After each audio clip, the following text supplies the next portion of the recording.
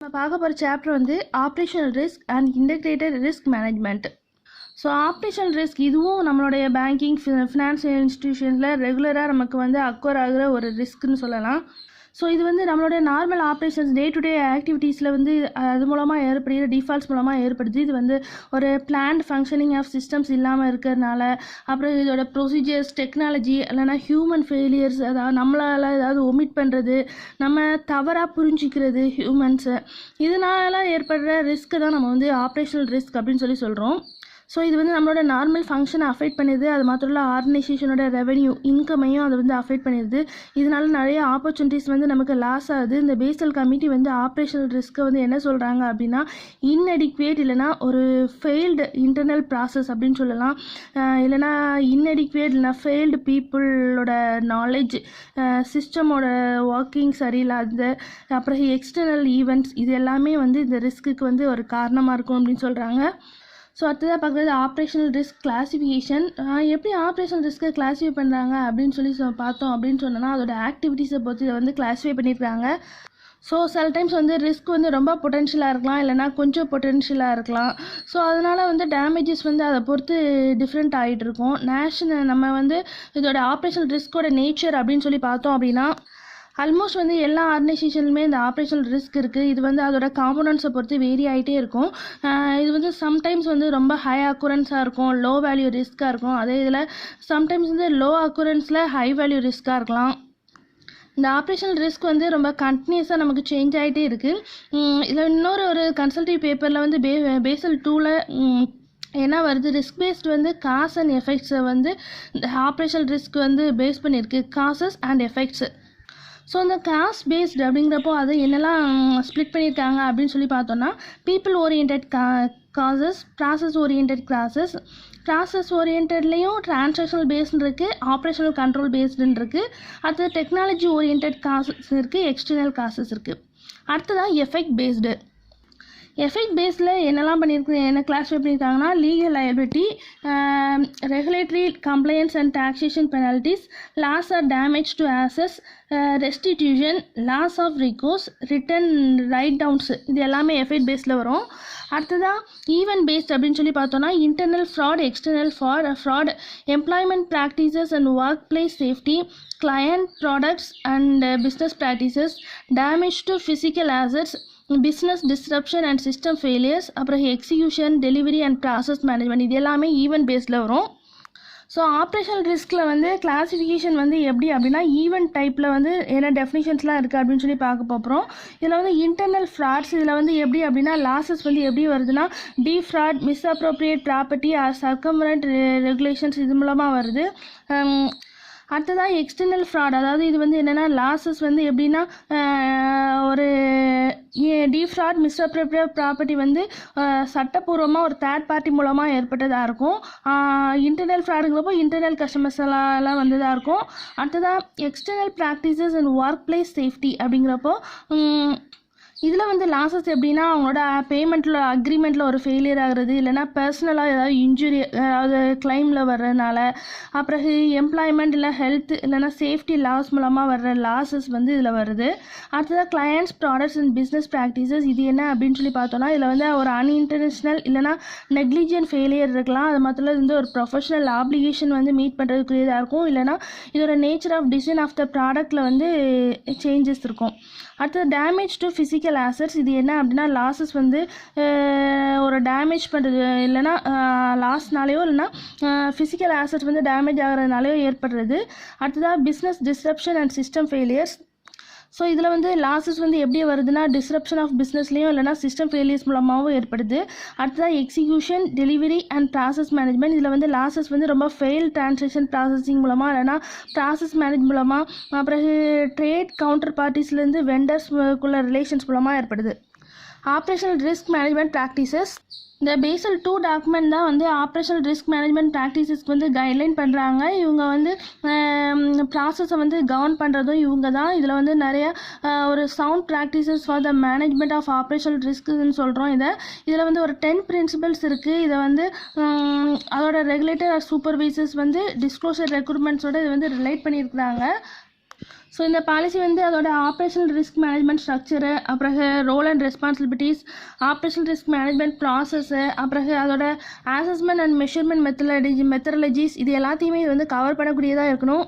அடுத்ததான் management overview and organisational structure. So role of board of டைரக்டர்ஸில் வந்து என்னென்னா ஓவரால் ரெஸ்பான்சிபிலிட்டி வந்து அதை மேனேஜ் பண்ணுறது, அப்புறம் அதை ஆப்ரேஷனல் ரிஸ்க் ஃப்ரேம் ஒர்க்கை வந்து இம்ப்ளிமெண்ட் பண்ணுறது இதில் வந்து ஓவரால் ரெஸ்பான்சிபிலிட்டிஸில் இன்க்ளூட் ஆகும். அது மாத்திரம் இல்லை, இந்த ஓஆர்எம் ஃப்ரேம் ஒர்க் வந்து பீரியாடிக்கலாக ரிவ்யூ பண்ணணும். அப்புறம் இது வந்து கண்டிப்பாக ஒரு ஃபேம் பைடு டெஃபினிஷன் வந்து ஆப்ரேஷனல் ரிஸ்கில் வந்து இருக்கணும் கண்டிப்பாக. அடுத்தது ஒரு ஸ்ட்ரக்சரில் வந்து role of operational risk management கமிட்டின்னு ஒரு கமிட்டி இருக்கிறாங்க. இந்த கமிட்டி தான் வந்து இவங்க தான் அந்த ஓஆர்எம் ஃப்ரேம் ஒர்க் அப்ரூவல் பண்ணுறதுக்கு அந்த போர்ட் ஆஃப் டைரக்டர்ஸ் போடுறத அப்ரூவ் பண்ணுற கமிட்டி இவங்க தான். இவங்க வந்து டிஸ்கஸ் பண்ணிவிட்டு அதோட ப்ராடக்டோட ப்ராசஸ் என்ன, ப்ராடக்ட் ஓகேயா, சிஸ்டம்ஸ் எல்லாம் ஓகேயா, அவங்க எல்லாமே ரிஸ்கில் வந்து ரெக்கார்ட் பண்ணுறதுக்கு இது பாசிபிலிட்டிஸா, இதெல்லாமே இந்த கமிட்டி தான் வந்து அப்ரூவ் பண்ணுவாங்க. அடுத்தது role of operational risk management department. இது ஒரு டிபார்ட்மெண்ட். என்னென்னா இந்த டிபார்ட்மெண்ட்டோட ஒர்க் என்னென்னா இவங்க தான் வந்து ஆப்ரேஷனல் ரிஸ்க்கை ஐடென்டிஃபை பண்ணுறது, மேனேஜ் பண்ணுறது, அப்புறம் அதை வந்து குவான்டிஃபை பண்ணுறது எல்லாமே இந்த டிபார்ட்மெண்ட்டோட ஒர்க்கு. அடுத்ததாக இன்னொன்று வந்து ரோல் ஆஃப் இன்டர்னல் ஆடிட்டரில் பிஸ்னஸ் ஃபங்க்ஷன். இந்த ரோல் ஆஃப் இன்டர்னல் ஆடிட்லனா பிஸ்னஸ் ஃபங்க்ஷன் என்ன அப்படின்னா, இவங்க வந்து ரொம்ப ஒரு காம்ப்ரிஹென்சிவ் ஆடிட்டாக இருப்பாங்க. இதோட ஃப்ரேம் ஒர்க் வந்து ஒரு எஃபெக்டிவ்னஸ் வந்து ஃப்ரேம் ஒர்க் பண்ணுறதா இருக்கும்.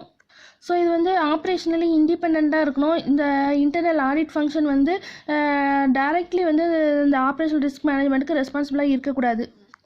அடுத்ததாக ப்ராசஸ் அண்ட் ஃப்ரேம் ஒர்க். இந்த ப்ராசஸ் அண்ட் ஃப்ரேம் ஒர்க் என்னெல்லாம் இன்க்ளூட் ஆகிருக்கும் அப்படின்னா, அதில் வந்து process and identification of risk கண்ட்ரோலை மேப்பிங் பண்ணுறது, அப்புறம் அதோட கீ பிஸ்னஸ் ப்ராசஸில் வந்து சப் ப்ராசஸை வந்து மேப் பண்ணியிருக்கோம். அது மாத்திரம் இல்லை, இதில் வந்து ஒரு ஜாயிண்ட் எக்ஸசைஸ் இருக்கும் ஆப்ரேஷனல் ரிஸ்க் குரூப்புக்கும் பிஸ்னஸ் குரூப்புக்கும். அப்புறம் குவாலிட்டேட்டிவ் அப்ரோச் வந்து இதோட அக்ரிகேட்டிங் அண்ட் ஆசஸிங் ஆப்ரேஷனல் ரிஸ்கில் வந்து இம்ப்ளிமெண்ட் பண்ணுறதா இருக்கும். ஸோ இதோட சிஸ்டம் வந்து குவாலிட்டேட்டிவ்லி அனலைஸ் பண்ணுறதா இருக்கும் ஆப்ரேஷனல் ரிஸ்க் ப்ரொஃபைலை, அதாவது ஒரு ஸ்கோர் கார்டு அப்ரோச் மூலமாக இது வந்து அப்ரைஸ் பண்ணிடுவாங்க. அப்புறம் இதில் வந்து ஒரு செல்ஃப் அசஸ்மெண்ட் வந்து அந்த பிஸ்னஸ் குரூப்லேயோ நார்மலைசேஷன் ஆஃப் கொலேஷன்லேயோ அந்த ஆப்ரேஷனல் ரிஸ்க் மேனேஜ்மெண்ட் டிபார்ட்மெண்ட்டில் இருக்கணும். அப்புறம் இதோட இம்ப்ளிமெண்டேஷன் ஆஃப் குவாலிட்டேட்டிவ் அப்ரோச் வந்து ஆசஸிங் ஆப்ரேஷனல் ரிஸ்க் வந்து நியூ ப்ராடக்ட் ப்ராசஸில் வந்து காணப்படும். அடுத்தது risk monitoring and control practices. இதில் வந்து ரிஸ்க் மானிட்டரிங் அண்ட் கண்ட்ரோல் ப்ராக்டிசஸில் என்னெல்லாம் வருது அப்படின்னா, இதில் வந்து கலெக்ஷன் ஆஃப் ஆப்ரேஷனல் டேட்டா இருக்கணும். இதில் வந்து ரெகுலர் ஒரு மானிட்டரிங் அண்ட் ஃபீட்பேக் மெக்கானிசம் இருக்கணும். அடுத்ததாக collection of incident report data இருக்கணும். இதில் வந்து அதாவது இது வந்து நல்லா ஃப்ரீக்வன்சி அண்ட் ப்ராபபிலிட்டி ஆஃப் அக்குரன்ஸை வந்து ஆசஸ் பண்ணக்கூடியதாக இருக்கணும். அடுத்ததாக monitoring and control of management வந்து ஒரு லார்ஜ் எக்ஸ்போஷரை மானிட்டரிங் அண்ட் கண்ட்ரோல் பண்ணக்கூடியதாக இருக்கணும். ஸோ இந்த இன்ஃபர்மேஷன் சிஸ்டம் இன்ஃப்ராஸ்ட்ரக்சர் வந்து ஓஆர்எம் ஃப்ரேம் ஒர்க் வந்து ரெஸ்பான்சிபிளாக இருக்கணும். Then operational risk quantification. So அந்த ஆப்ரேஷனல் ரிஸ்க் குவான்டிஃபிகேஷன் பண்ணுறதுக்கு வந்து ஒரு 3 அப்ரோச்சஸ் இருக்குது. Basic indicator approach, standardise approach and advance measurement approach. இந்த பேசிக் இண்டிகேட்டர் அப்ரோச் அப்படிங்கிறது வந்து அது வந்து ஆப்ரேஷனல் ரிஸ்க்கை வந்து ஒரு 3 இயர்ஸ்க்கு ஒரு 15% of positive annual gross income வச்சு இதை வந்து கால்குலேட் பண்ணுறாங்க. இதோட கிராஸ் இன்கம் வந்து நெட் இன்ட்ரெஸ்ட் இன்கம் ப்ளஸ் அதோட நெட் நான் இன்ட்ரெஸ்ட் இன்கம் எல்லாத்தையும் ஆட் பண்ணுறதா இருக்கும். அப்புறம் அதோட ஏதாவது ப்ரொவிஷன்ஸ் இருந்துச்சுன்னா அதுவும் ஆடிஷன் ஆகும். அப்புறம் ஆப்ரேட்டிங் எக்ஸ்பென்சஸும் இதில் ஆட் ஆகும். தென் ஸ்டாண்டர்டைஸ்ட் அப்ரோச் அப்படிங்கிறப்போ இது வந்து ஒரு 8 பிஸ்னஸ் லைனாக டிவைட் பண்ணியிருக்காங்க. Corporate finance, trading and sales, retail banking, commercial banking, payment and settlement, agency services, asset management and retail brokerage. இந்த 8 ஸ்டாண்டர்ட்ஸாக வந்து இதை வந்து இது பண்ணியிருக்காங்க. இது ஒவ்வொன்றுக்கும் ஒரு ஃபேக்டர்ஸ் கொடுத்துருப்பாங்க. கார்ப்பரேட் ஃபினான்ஸ்னால் 18% இருக்கும், ட்ரேடிங் அண்ட் சேல்ஸ்க்கு வந்து 18%, ரீட்டைல் பேங்கிங்க்கு 12%, கமர்ஷியல் பேங்கிங்க்கு 15%, பேமெண்ட் அண்ட் செட்டில்மெண்ட்டுக்கு 18%, ஏஜென்சி சர்வீசஸ்க்கு ஒரு 15%, ஆசட் மேனேஜ்மெண்ட்க்கு 12% அண்ட் ரீட்டைல் ப்ரோக்கிங்க்கு ஒரு 12%.